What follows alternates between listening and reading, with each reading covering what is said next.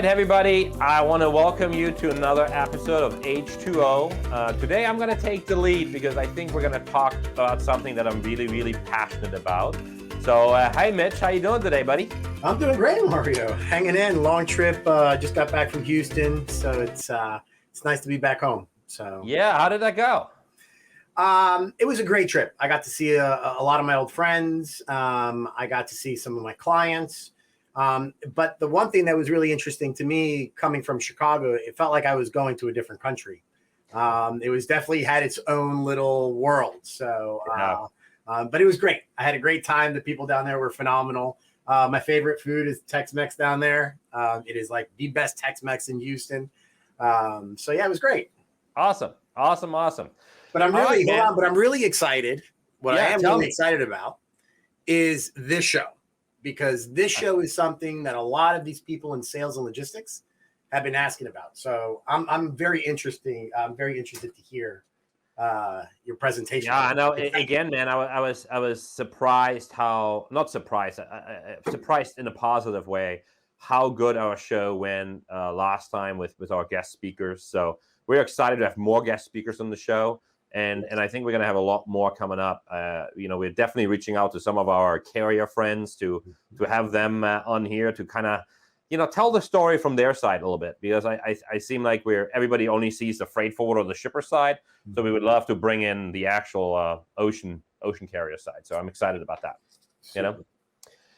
Good, man. Well, let's talk a little bit about sales and how it's changed during COVID, right? And because I think it's really interesting, because when it first hit, everybody thinks, oh, this is going to last 2 months and everybody's going to be back to normal. And here we are, 2 years later. And I think people have to really change how they do sales, and especially business development, because, I think as a freight forwarder, so many people were networking, and we're always saying it's a people's business. I always say, your net worth is your network. Right. And it's so much harder to do today, especially, with conferences and trade shows not being around. That, Mitch, how many trade shows would you attend to a year, or how many local things in Chicago? Minimum 5. I mean, I'd go every other month. I would go to one, because it's important to be out there. And how many have you been gone since COVID hit?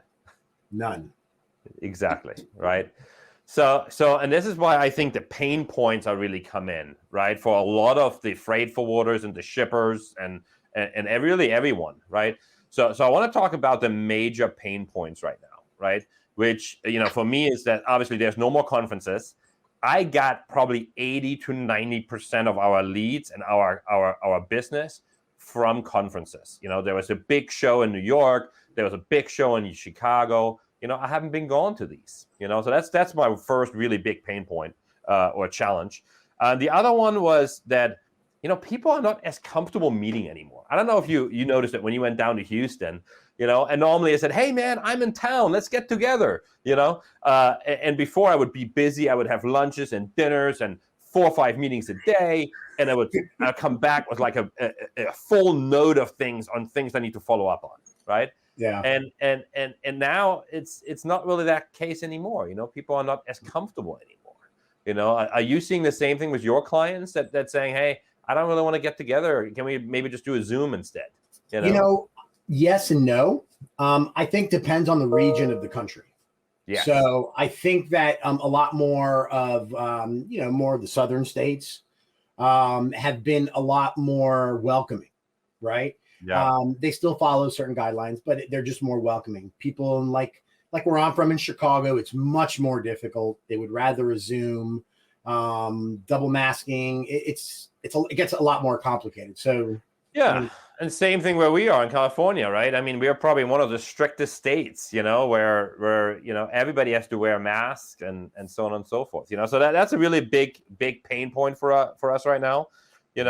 And then I think the biggest one is really that some people, especially in the forwarding business, actually do have less business, right? It's true. And I think this is where a lot of the stress and anxiety comes in, where people are saying, hey, man, I need more clients. I need more business. I can't eat. I have to let people go. So that's what we're going to talk about today. What can we do to really overcome those challenges? And for me, it all starts with our current book of business, and many people kind of forget about the current clients, and they're so focused about what's next, right? Rather than go back and see, I guarantee you, and I'm guilty as this myself, I'm not handling 100% of all my clients, right? Out of, I don't know, we have right now currently active 82 clients, right? And I guarantee you, we're not carrying 100% of every single client, right? So I think the first big step for me would be, let's start with your existing book of business and with your existing clients. You can find a lot of new opportunities just within that, right? And they know you, right? So you don't need to meet them in order to make them comfortable, right? You can literally pick up the phone and say, hey, dude, I got a little bit more business. I need a little bit more business. What other lanes can I quote on that we currently have moved? Yeah. So can I ask you? Let me ask you on that. Let me bring up a point on that one for you. So, being that I've been in sales practically in my whole life, it's very difficult for some salespeople and some organizations to do what you said, because some organizations, they don't want you to continuously keep beating on old business. They want to see new business. Yeah. So do you see something like that as a challenge? Honestly, the biggest mistake that big companies do, and I know a couple of really large forwarders that pay their sales guys, listen to this, right? They pay their sales guys a commission for a new account, and then after, let's say, 2 or 3 months or sometimes 6 months, these accounts become house accounts, right? and then they no longer get commissions based on that, right? So it's a great tool to incentivize a salesperson to bring in new people, right? But many times people forget about the current clients, right? And this is why we're taking clients away from big forwarders all the time, because they felt like they're not being treated the right way, So I think that's probably my biggest thing on that, And you see more opportunities. I mean, I think that I've seen more opportunities in this market than I've seen in the last 2 years. I mean, there's a lot of opportunities for a lot of people. The question is, like you said, you start using your network and start doing, I think, some of the things we're doing. Don't be afraid of social media. People are afraid of social media. It's actually funny you say that. It's another point that we're going to jump into in a minute, But just to wrap up the existing clients portions, right? One thing that we have started doing about 4 or 5 years ago, which is the most powerful thing, and don't be embarrassed to do it, right? Ask your existing clients for other clients you should be doing business with, And it's been so powerful, man. Like, we have gotten so many clients from this, when we ask a good client of ours and saying, hey, man, who is in your industry that we also should be talking to, right? And many times they say, hey, have you talked to this guy? And I'm like, no, I don't even know him. I said, would you mind doing the introduction? And everybody's worried about, like, oh, but they're competitors, and all that kind of stuff. It never backfired for us. It always helped us, right? And we got a lot of clients. And this is really great point to really go around your niche, That's a great point. I've never thought of that approach.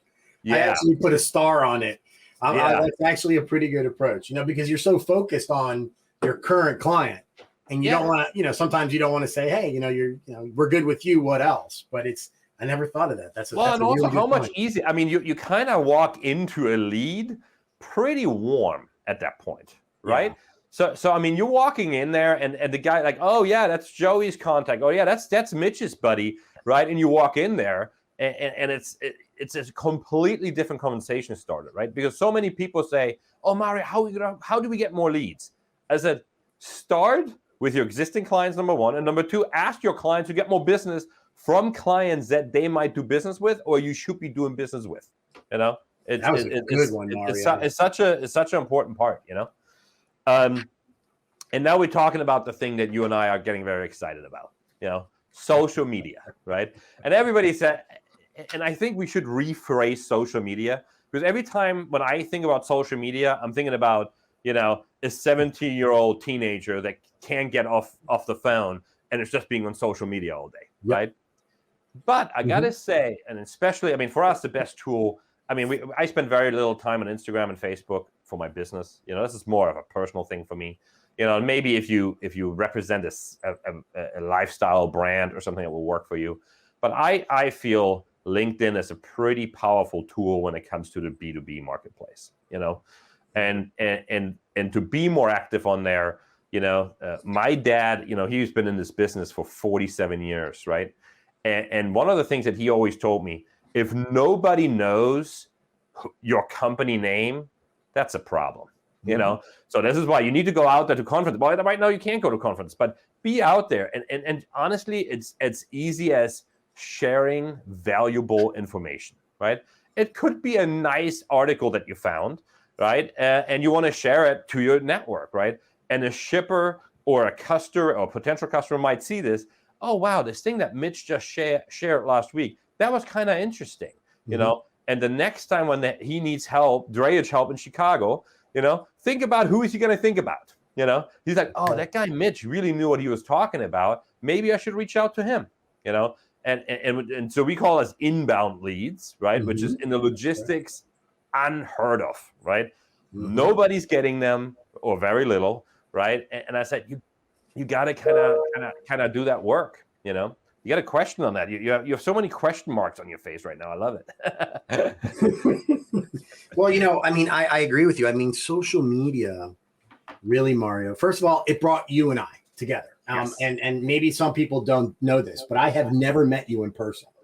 I have only met you. That's a cool little story. Why don't you go into that for a second? Yeah, because I think we never actually talked about on the show how we actually met. Sure. So this was about maybe 8 or 9 months ago when I started doing videos and really speaking about the industry.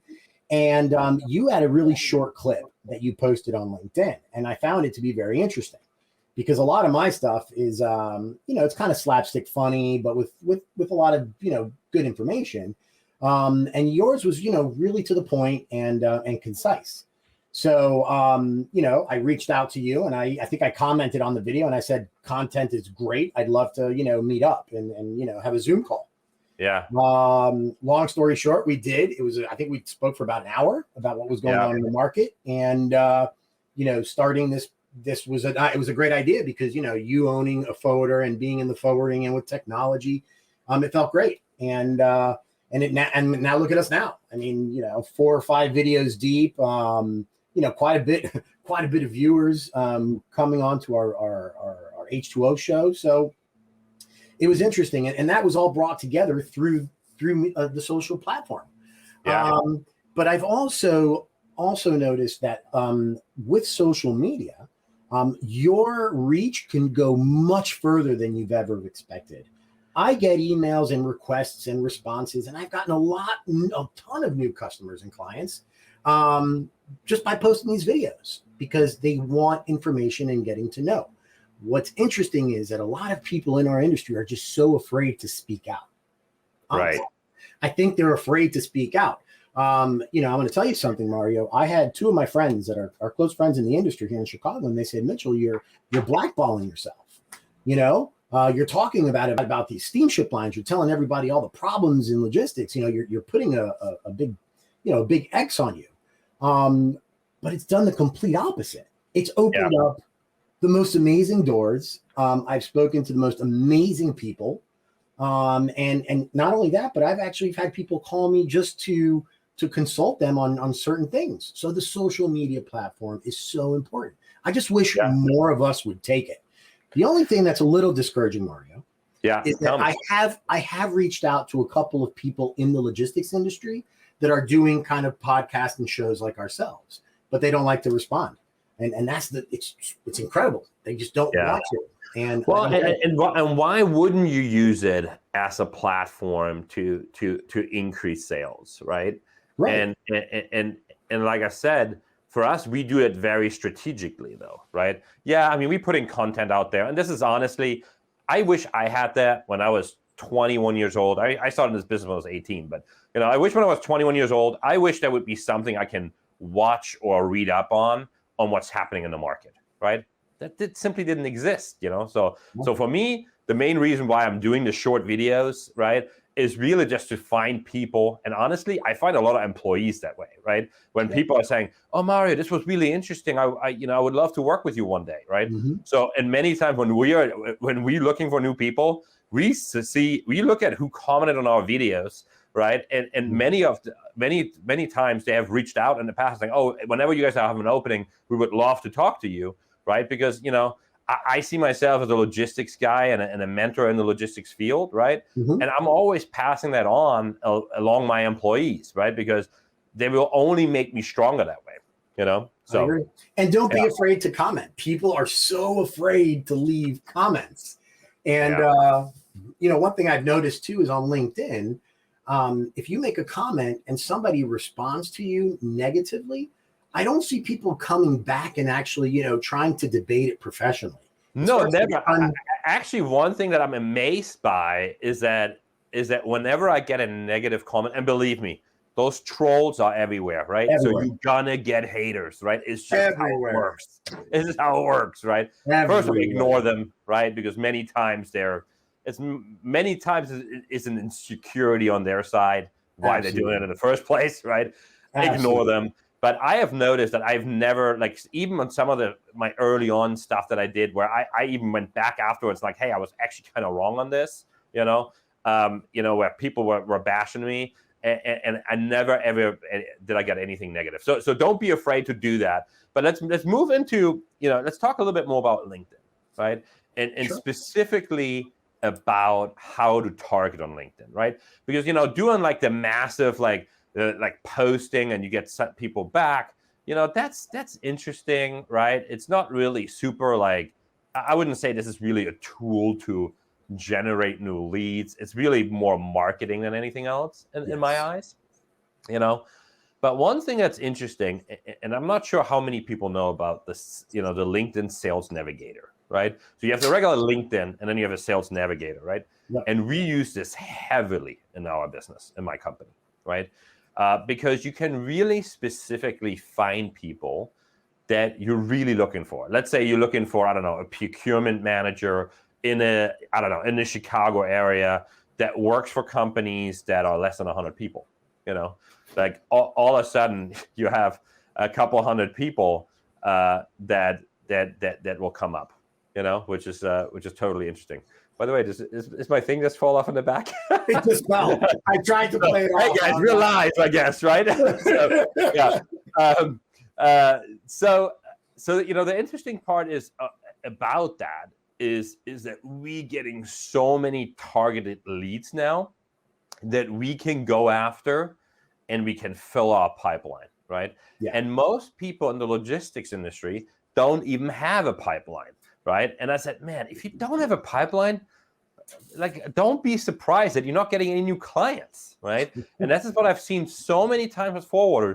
They're complaining, oh, my business is so bad. I'm not, my business is down by 30%. There should be no excuse that your business is 30% down if you have a proper pipeline, right? Right. So the way we do it is we target a niche, right? Figure out what you're really good at, right? In your case, it's maybe drayage in Chicago. In my case, I'm more of a waste paper and paper shipper, right? Or forwarder, right? So everybody that's in that industry, I want them to know me and I want them to be connected with me, right? So we very targeted, send them a lot of stuff out, Mm-hmm. And then we use something, and I will do probably a separate video on this, on hands-on if people are really interested in how to do this, to do really a hands-on approach on that, and I show you, I can do a screen sharing how to do this, right? But become the biggest guy in your niche, right? That is what I can always say, right? Don't if you're really good at imports and you're really good in consumer products, right? There's a gazillion companies that import, right? That is the stuff I would go after, right? If you're really good at imports, don't become an export customer or an export forwarder, right? Focus on what you're good at, and that's really the biggest takeaway for me is use social media, get your pipeline, right? And just work that pipeline on a daily basis, and especially if you're a medium-sized company like ours, We have full-time employees. Their job is to fill the pipeline and talk to the people, right? It's all what they do every day, so. I mean, those are all good points. Yeah. You're right on the money. I can't even question it. I mean, you're right on the money. I agree with everything you have just said, but let's talk a little bit about relationships, right? Because I think you brought up a good point, right? And having a relationship with a client, everybody thinks that means you got to have dinner together, you got to have a couple of drinks together, right? Everybody thinks that, right? But I mean, there's multiple clients, that we are reaching out to, that we're talking to. We talked to last year. We just looked it up last week, actually. We talked to 283 potential clients, right? Wow. And some of them we have great relationships with. Maybe they haven't even used us yet, right? Don't always go for the kill, right? Don't always say, oh, they got to ship with us. We got to make money on the. Start at on a relationship level. And believe it or not, you can, especially today, you can have a relationship with someone you've never met, number one.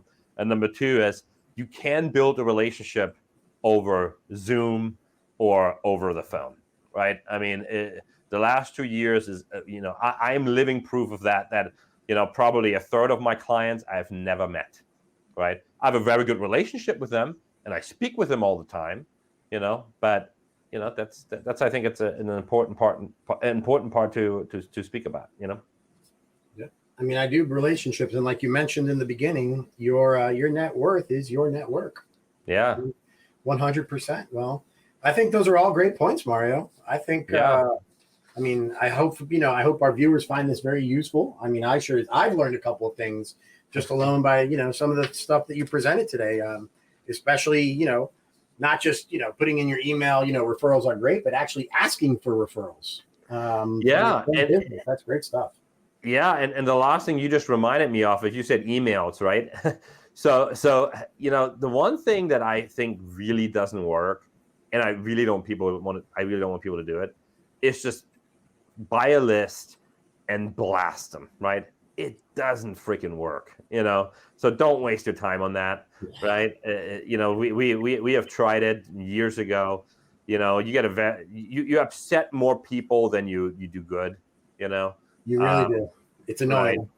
It's annoying. It's just so annoying. There's nothing worse than getting an email that says who the sender is and nobody is the receiver. It's blank, or those blanket emails are the worst. No, absolutely. But let me ask you, how did it change for you specifically on the drayage side? Because I'm curious. This is more on the forwarding side that I'm speaking about, right? And I know that sales is becoming smaller and smaller right now in the drayage world, right? Because all the truckers are so busy, There's probably a good point to be said that you probably should have spent more time on your vendors right now than you should with your customers, because it's such an important piece. But how do you see that? How do you see that in terms of a trucking company? Because I had a trucking company reach out to me a couple of weeks ago, and I got it through LinkedIn. And I got to say, it was kind of a refreshing approach. Someone sent me a direct message on LinkedIn and just asked me, said, "Hey, man, I'm a local trucker in Oakland, and I'm looking for good clients." I'm like, "Yeah, that's awesome."